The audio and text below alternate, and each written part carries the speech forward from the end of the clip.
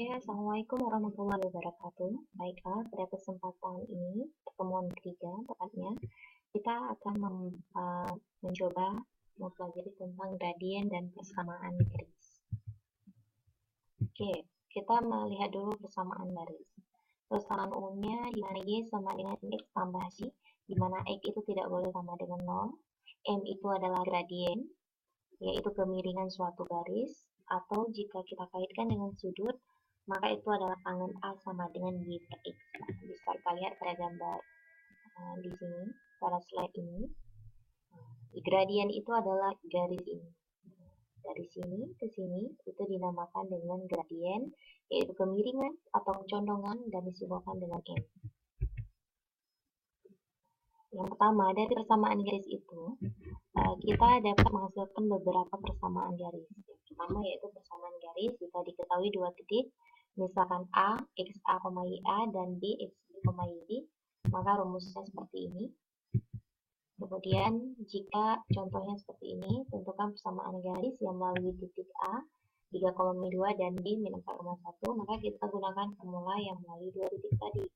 Oke, formula ini, maka dapat dihasilkan suatu persamaan garis 3X tambah 7Y tambah 5 sama dengan 0. Oke, kemudian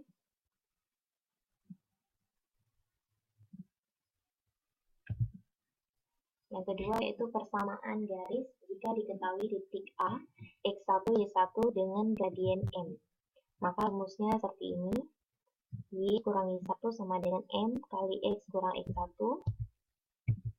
Contohnya, tentukan persamaan garis yang punya gradien 2 dan melalui titik P 5,3. Maka kita gunakan formula ini, formula yang ini, sehingga kita hasilkan Y sama dengan 2X tambah 13. Berikutnya, bila gradien itu tidak diketahui, sebenarnya diketahui, cuman di sini diketahui itu sudut. Nah, kita tahu bahwa rumus gradien itu tergantung konteksnya, konteks pertanyaannya. Jika diketahui koordinat, maka kita gunakan sesuai dengan rumus koordinat.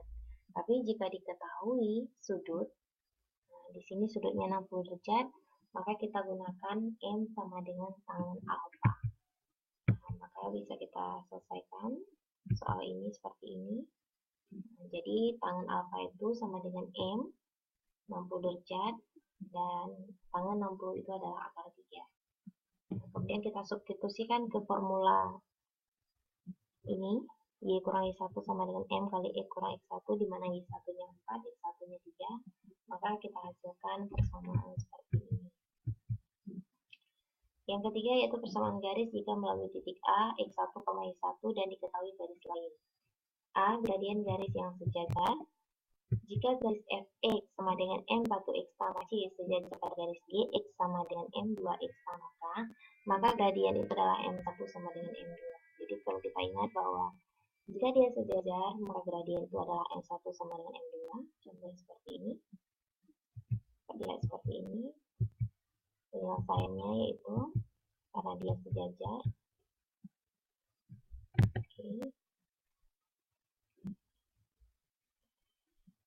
Karena di sini dia sejajar, maka M2-nya itu adalah 3. Karena sejajar syaratnya itu M1 sama dengan M2. M1 kita dapatkan 3. Nah, dari fungsi Fx sama dengan 3x tambah 2, karena dia berbentuk Y sama dengan Mx tambah C, maka M itu di depan variabel X. Berarti 3 itu adalah M1. Karena sejajar, M1 itu sama dengan M2. Dan gradien yang terakhir kita gunakan adalah M2 sama dengan 3. Kita substitusikan ke dalam formula ini, maka hasilnya adalah Y sama dengan 3x kurang 1. Kemudian yang B-nya adalah gradien garis yang paling tegak lurus. Diketahui garis Y sama dengan M1X tambah C, tegak lurus garis GX sama dengan M2X tambah K, maka M1 kali M2 mendekati min 1. Contohnya seperti ini. Tentang persamaan garis melalui Q, min 3,2 dan tegak lurus terhadap garis Fx sama dengan min 2x tambah 3. Oke, sebelum kita menjawab contoh soal ini perlu saya tegaskan kembali. M1 kali M2 itu sebenarnya bukan sama dengan min 1, tapi dia mendekati min 1. Jadi hati-hati dengan penggunaan ini.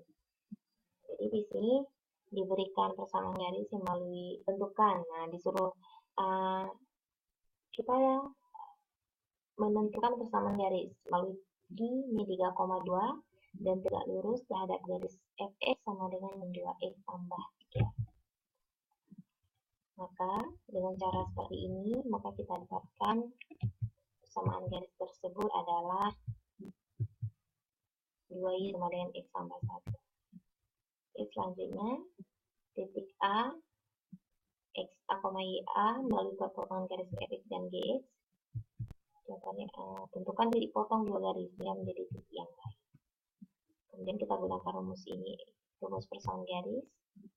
Oke, sekian dan terima kasih. Semoga apa yang saya sampaikan pada pertemuan ketiga ini bisa dipahami dan untuk mendapatkan referensi tambahan itu bisa dilihat di Wikipedia. Terima kasih. Assalamualaikum warahmatullahi wabarakatuh.